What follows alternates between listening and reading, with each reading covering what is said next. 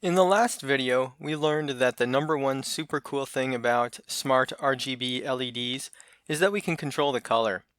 In this video, we're going to learn the number two and number three super cool things about smart RGB LEDs, which is that number two, we can chain them together. So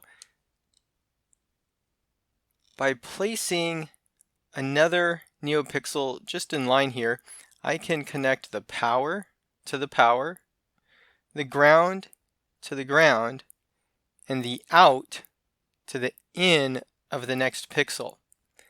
I'm going to go ahead and change these wires so that they match the conventions.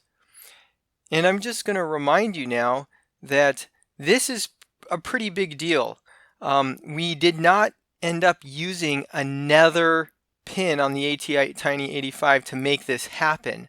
We're still using just one, but somehow we're controlling two NeoPixels.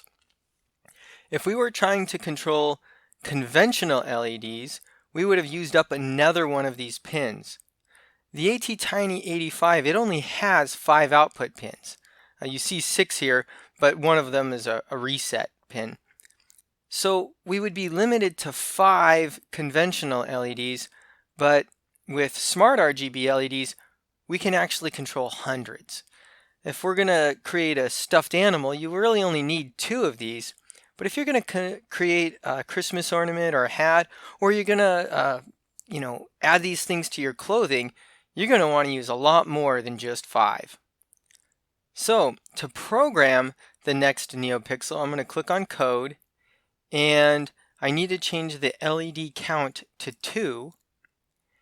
And then I need to duplicate this line of code right here. And the one change I need to make in it is that this line of code is going to control the NeoPixel with an index of 1. So the first NeoPixel has an index of 0. The next NeoPixel has an index of 1.